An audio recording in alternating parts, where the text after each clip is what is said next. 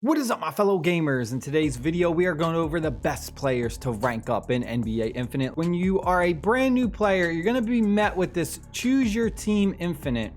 Now, what this is it's a 14-day event, and every day you're going to go ahead and it's going to give you the ability to recruit a new player, and it's going to be based on what you choose right here at the beginning. This isn't necessarily important. I would kind of say just pick whoever you want as your favorite. Because all of these players are really good. We got our buzzer beaters, we've got Slam City, and then we have the Splash and Dash. Pretty much my first suggestion is whichever one you choose, build out these players first, because that 14-day event where you're getting a bunch of these for free, it's gonna help you rank them up very fast without spending any money. So this is great if you're free to play or you only spend like a couple dollars.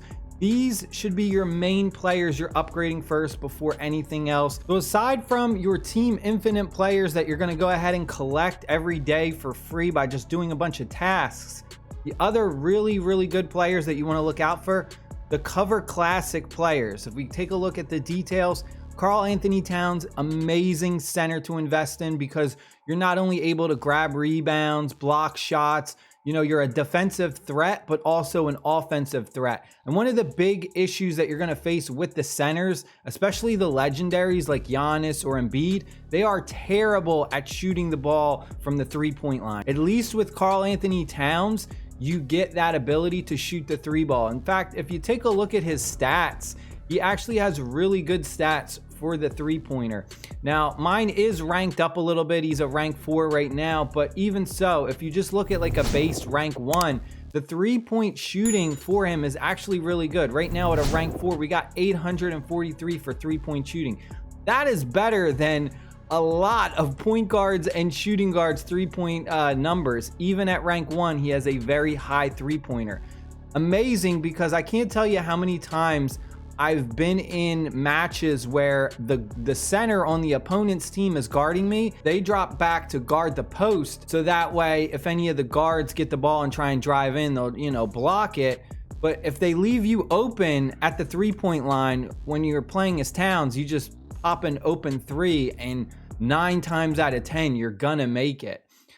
Some other ones that are really good, Ja Morant's okay. He's really good at like dunking, and he's very fast too, which is another thing that can be a huge issue in this game. Is players move kind of sluggishly is what a lot of people say, but if you have a speedy player, I mean, most of the time you can just do a quick crossover and you just blow by him and you get an easy dunk.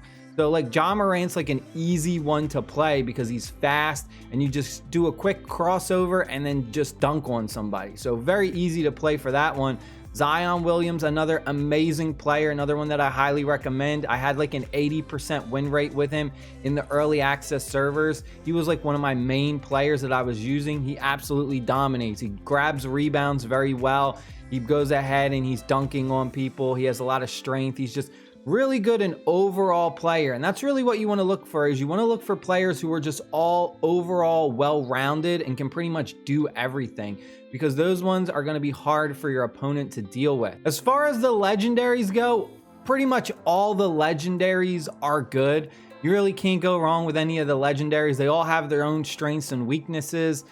For instance, like if you do have someone like Giannis, you know, he's really good for certain things, but you know, his three-point shooting is awful, you know what I mean? And he's a power forward.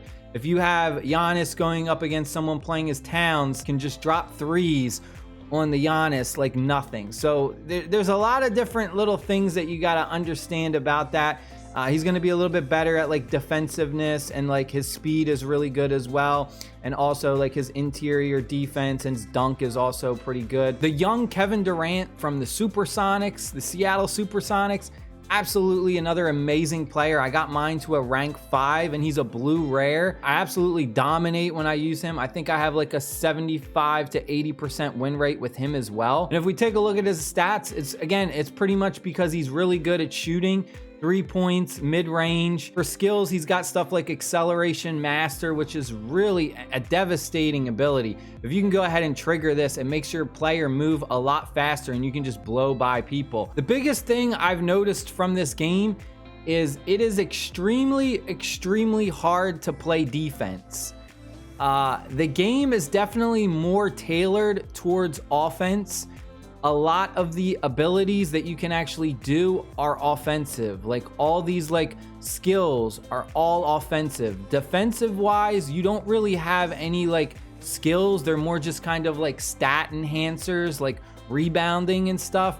It's not like an actual skill input that you like touch the screen and you do. Like a lot of the offenses, like you can trigger like a step back. Players that have the step back move are extremely devastating. Stuff like James Harden, he's a legendary though, but there are some epics that have that step back ability. It is so hard to guard them, especially the fact that you can go ahead and you can do pick and rolls. Just picking a player and, you know, setting a screen is so devastating on the defensive end, because the defensive player just, a lot of the times they can't recover from that, and you get a wide open three or you just blow by them for an easy dunk. So it's definitely a lot harder to play defense in this game as opposed to offense. Offense, I would say the game is very tailored to it. And I'm sure there might be some people out there who disagree, but I've been playing the game quite a lot. Like I've been playing the game pretty much every day for like 3 to 4 hours every day. And it's what I've noticed. Defense is really hard to play, and it's extremely easy to lose your defender. That is it. Those are some of my recommendations for players to kind of look out for and build out. Stay happy, stay safe. I'll see y'all later. Peace.